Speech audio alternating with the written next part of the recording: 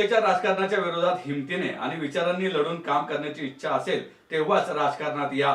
तुम्हाला सत्तेच्या राजकारणाशी हातमिळवणी करून आरामात आयुष्य जगता येईल. मात्र सत्तेची कास धरल्यावर तुम्हाला महात्मा गांधी, गौतम बुद्ध, डॉक्टर बाबासाहेब आंबेडकर यांनी दाखवलेल्या मार्गावरून वाटचाल करण्याची संधी मिळेल, असं स्पष्ट मत नॅशनल स्टुडंट युनियन ऑफ इंडियाचे प्रभारी डॉक्टर कन्हैया कुमार यांनी व्यक्त केलंय. MIT world peace university Pune आणि MIT school of government Pune यांच्या वतीनं आयोजित 14व्या भारतीय छात्र संसदेच्या पहिल्या सत्रात भारतीय राजकारणाची विचारधारा डावीकडे उजवीकडे की नजरेच्या बाहेर या विषयावरील परिसंवादात डॉक्टर कुमार बोलत होते. या परिसंवादात हिमाचल प्रदेशच्या विधानसभेचे अध्यक्ष कुलदीप सिंह पठानिया, खासदार राजकुमार रोत, खासदार A रहीम सहभागी झाले होते. यावेळी कुलगुरू डॉक्टर RM चिटणीस व विद्यार्थी प्रतिनिधी उपस्थित होते. डॉक्टर कन्हैया कुमार म्हणाले की आपल्या देशाचे राजकारण हे विचारधारेपेक्षा जुळवाजुळीचे झाले आहे. देशातील राजकारण्यांना राजकारण हे फिजिक्स, केमिस्ट्री आणि मॅथमॅटिक्सप्रमाणे वाटत असून त्याचा ते वेळोवेळी उपयोग करून घेत आहेत. राजकारणाच्या संरचनेत दोन प्रकारचे लोक असतात, एक म्हणजे लाभ घेणारे तर दुसरे राजकारणापासून पीडित झालेले. तुम्हाला लाभ मिळत असेल तर तुम्ही राजकारणाचे गोडवे गाता, मात्र त्याच राजकारणापासून तुम्हाला त्रास होत असल्यास तुम्ही त्याच्या विरोधात उभे राहता.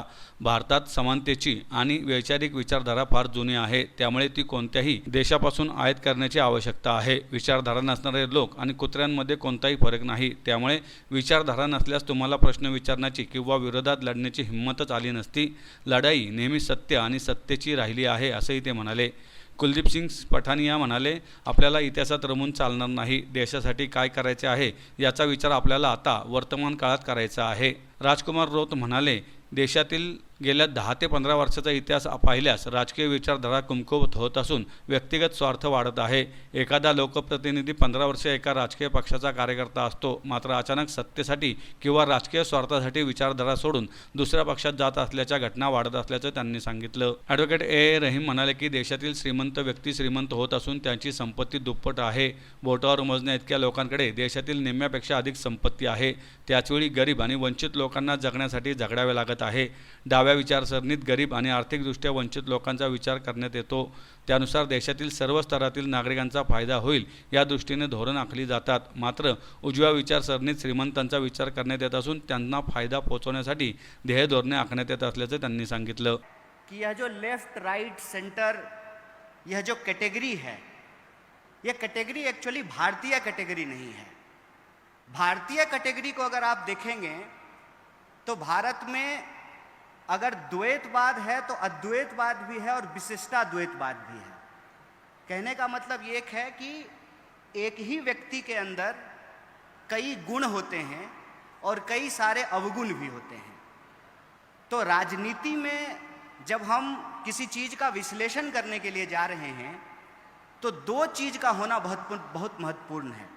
पहला है लेंस और दूसरा है लोकेशन. मतलब हम किस नज़रिए से किसी चीज़ को देख रहे हैं और वो चीज़ हम कहाँ से देख रहे हैं. जब तक इसका हम निर्धारण नहीं करेंगे तब तक ये कैटेगरी के आधार पर हम भारतीय समाज, भारतीय राजनीति और भारतीय इतिहास को समझने में गलती करेंगे. कहने का तात्पर्य ये है कि आजकल ना जब आप पॉलिटिकल नैरेटिव को सुनेंगे या किसी मंच पर जाएंगे, किसी टीवी डिबेट में जाएंगे, किसी क्लासरूम में अगर आप किसी टीचर को सुनेंगे तो आपको ये महसूस होगा कि किसी के लिए राजनीति मैथमेटिक्स है. जब वोटों का परसेंटेज निकाला जाता है, किस जाति का कितना वोट है, किस धर्म का कितना वोट है, तो किसी के लिए पॉलिटिक्स मैथमेटिक्स है, किसी के लिए पॉलिटिक्स केमिस्ट्री है कि इस जात को इस जात से जोड़ देंगे, जैसे लैब में बैठ करके हम लोग कोई पॉलिटिक्स खड़ा कर देंगे. और किसी के लिए पॉलिटिक्स इकोनॉमी है, कितना पैसा खर्चा होगा, धन कहाँ से आएगा, चंदा कहाँ से आएगा. और आजकल चल भी यही रहा है, तुम मुझे चंदा दो मैं तुम्हें धंधा दूंगा, आप मुझसे चंदा लीजिए, फिर जब हमारी सरकार आ जाएगी तो हम आपको धंधा दे देंगे. चल भी यही रहा है. तो अगर आप इस देश का लीडर बनना चाहते हैं या as a political science student आप इस देश को समझना चाहते हैं और जो एफर्ट है MIT का कि हमको पढ़ा लिखा नेतृत्व खड़ा करना है, तो सबसे पहले आपको ये समझना पड़ेगा कि राजनीति है क्या. जब तक राजनीति समझ में नहीं आएगी, ये लेफ्ट राइट सेंटर ये भी समझ में नहीं आएगा. तो राजनीति क्या है?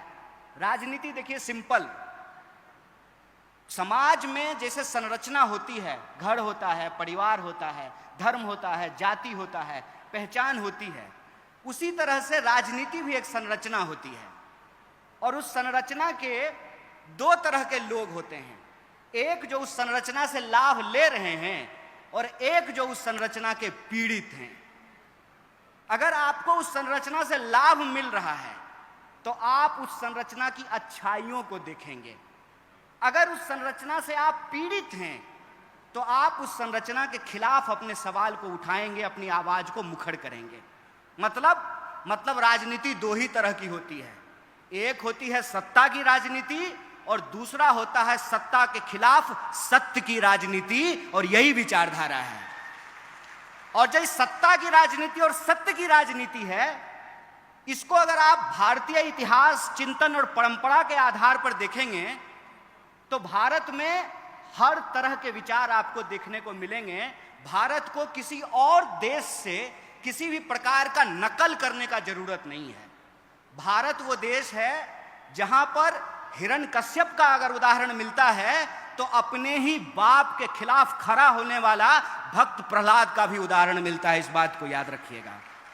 भारत के इतिहास में अगर तैमूर लंक मिलता है तो उसकी बड़ी आर्मी के सामने, जिसके पास तलवारें थी, घोड़े थे, हाथियां था, उसके सामने चाकू लेकर के खड़ा होने वाला बलकरण का भी इतिहास मिलता है। तो भारत की चिंतन परंपरा को आपको देखना पड़ेगा। भारत में अगर ईश्वरवादी सत्ता है तो उस ईश्वरवादी सत्ता को चुनौती लेने वाले विचार भी आपको मिलते हैं। फर्ज कीजिए चांद तो वही है ना भैया, जिसको आप करवा चौथ में भी चलनी लेकर के देखते हैं और ईद में भी देखते हैं। चांद को थोड़ी पता है कि धरती पर उसके नाम से लोग लड़ रहे हैं। वो तो करवा चौथ में भी देखा जा रहा है और ईद में भी देखा जा रहा है। इसका फैसला आपको करना है कि आपको समाज में किस संरचना का निर्माण करना है। अगर आपको समाज में बराबरी की संरचना का निर्माण करना है तो भारत में उसकी चिंतन परंपरा को आपको ढूंढ करके लाना पड़ेगा।